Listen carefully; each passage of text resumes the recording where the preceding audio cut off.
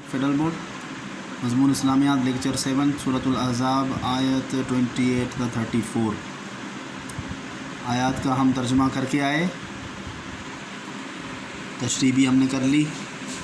आयत का तर्जुमा और तशरीह के अंदर हमने ये अज़वाज मुत्तहरात के हवाले से ठीक है हमने बात की थी, और अज़वाज मुत्तहरात के बारे में जो पहली आयत थी जिसमें उन अज़वाज मुत्तहरात को दो बातों में से एक को अख्तियार करने के बारे में का हुक्म दिया गया था कि यहाँ तो दुनिया की ज़िंदगी का इंतखाब कर लें या आखिरत की ज़िंदगी का इंतखाब कर लें, और फिर बता दिया कि जो दुनिया की ज़िंदगी को इंतखाब करेगा तो उनके लिए दुनिया है, और जो आखिरत को इंतखाब करेगा उसके लिए अल्लाह ताला ने नेककारों के लिए अजर रखा है।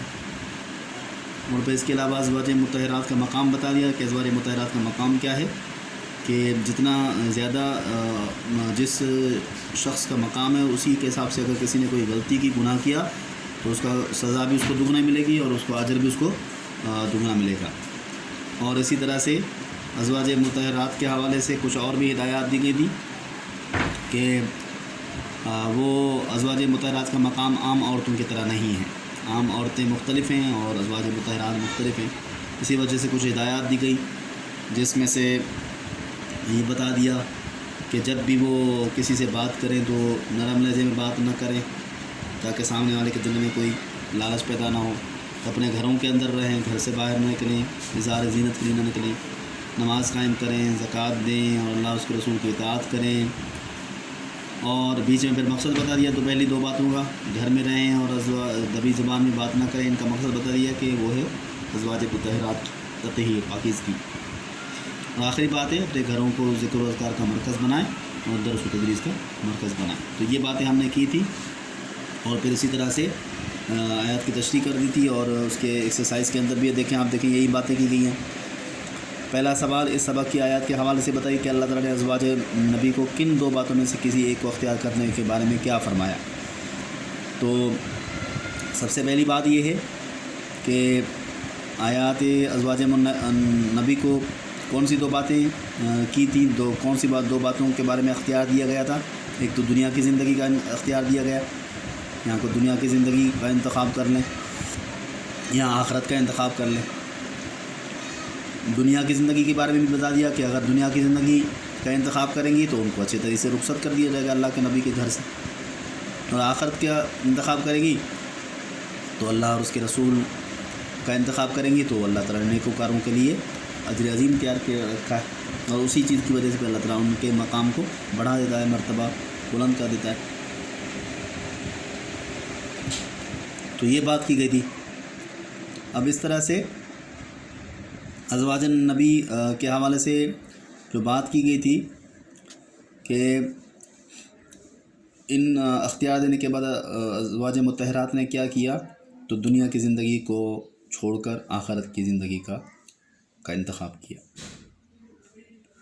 जिसके बारे में हज़रत आयशा कहती हैं कि जब हमने अज़वाज जितनी भी अज़वाज मुत्तहरात थी वो हम सब मिलकर अल्लाह के नबी के पास आईं और अल्लाह के नबी से आकर हमारे ख़र्चे का इजाफ़े का मुतालबा किया, जो अल्लाह के नबी को पसंद नहीं आया, अल्लाह को भी पसंद नहीं आया, जिसकी वजह से ये आयत नाजिल हुई और जिसमें अज़वाज नबी को बिल्कुल सख्त हिदायत दी गई थी और ये अख्तियार दिया गया था कि या तो दुनिया की ज़िंदगी का इंतखाब कर लें या आखिरत का इंतखाब कर लें। तो फिर अज़वाज मुत्तहरात ने सब ने फ़ैसला किया कि हम दुनिया की ज़िंदगी को छोड़कर अल्लाह और उसके रसूल का इंतखाब करें, और सब ने ऐसा ही किया। इसी वजह से इन आयत को आयात तख़यीर भी कहा जाता है। इन आयत को आयत तख़यीर भी कहा जाता है, ये इख्तियार वाली आयत है। तो इख्तियार वाली आयत होने की वजह से इन अज़वाज मुत्तहरात को ये बात की गई है। तो ये बात की गई, और फिर आप देखें कि उसके हवाले से कि जो बात की गई थी अल्लाह ताला ने अज़वाज नबी को दो बातों का अख्तियार दिया गया, दो बातों का अख्तियार दिया गया, या तो वो दुनिया की ज़िंदगी का इंतखाब कर लें या तो वो आखिरत की ज़िंदगी का इंतखाब कर लें। अगर दुनिया की ज़िंदगी का इंतखाब करेंगे तो फिर उनको आपस से अलहदा होना पड़ेगा और आप उनको अच्छे तरीके से इज़्ज़त से रुखसत कर देंगे, और अगर वो आखिरत अल्लाह और उसके रसूल का इंतखाब करती हैं तो फिर उनको उसी तरह से ज़िंदगी गुजारनी पड़ेगी जिस तरह आप ज़िंदगी गुजारते हैं, और आप की कभी भी नाराज़ नहीं करेंगे। तो ऐसे नेकोकारों के लिए अल्लाह ताला के पास बहुत बड़ा अजर है। پہلا سوال ہے۔ اسی طرح سے دوسرا سوال دیکھیں، ان آیات میں اللہ تعالیٰ نے اسلام کو کہ ازواج مطہرات کو کن احکام و آداب کی تلقین فرمائی ہے؟ تو کن احکام و آداب کی تلقین فرمائی؟ سب سے پہلے بات تو یہ تھی کہ ازواج مطہرات کا مقام عام عورتوں کی طرح نہیں ہے، وہ ان سے مختلف ہیں، اور ان مختلف ہونے کی وجہ سے ان کا مقام مرتبہ بھی بلند ہے۔ پہلی بات یہ بتائی۔ دوسری بات بھی بتائی کہ ازواج مطہرات کو کسی بھی اجنبی لوگوں سے بات کرنے کا موقع ملے تو وہ دبی زبان میں بات نہ کریں، نرم لہجے میں بات نہ کریں، ایسے انداز میں بات نہ کریں کہ جس کی وجہ سے سامنے والے کے دل میں کوئی طمع لالچ پیدا ہو جائے، بلکہ معروف طریقے سے بات کریں، یعنی نہ طمع پیدا ہونے کے لحاظ سے بات کریں اور نہ سختی سے بات کریں۔ اور اسی طرح سے تیسری ہدایت کیا دی گئی کہ وہ اپنے گھروں کے اندر رہیں، اپنے گھروں کے اندر رہیں، گھر سے باہر نہ نکلیں، اظہار زینت کے لیے گھر سے نہ نکلیں۔ تو گھر سے باہر نکلنے کا مطلب یہ کیا کہ اظہار زینت کے لیے نہ نکلیں، اس کا مطلب یہ ہوا کہ بالکل منع نہیں کیا کہ گھر سے باہر نہ نکلیں، بلکہ یہ کہا کہ اظہار زینت کے لیے نہ نکلیں، اگر ویسے ضرورت کے لیے نکلنا چاہتی ہیں تو نکلیں، ٹھیک ہے نا، اپنے آپ کو ڈھانپ کر گھر سے نکلیں، بالکل منع نہیں کیا۔ تیسری ہدایت جو کی وہ یہ تھی کہ اقیمنا الصلاۃ، نماز قائم کریں، نماز قائم کریں، اللہ کے یعنی نماز کے جتنے بھی جو آداب ہیں ان کے ساتھ اس کو ادا کریں۔ اور چوتھی ہدایت زکوٰۃ ادا کریں۔ پانچویں ہدایت اللہ اور اس کے رسول کی اطاعت کریں۔ چھٹی ہدایت جو ہے اپنے گھروں کو ذکر و اذکار اور تدریس و تدریس کا مرکز بنائیں۔ اور پھر پہلے جو تیسری جو ہدایت تھی، تیسری اور چوتھی، اس کا مقصد بتایا کہ اس کا مقصد یہ ہے کہ ازواج مطہرات کی تطہیر اور صحابہ کرام کی تطہیر، دونوں کے سامنے دونوں جو ہے وہ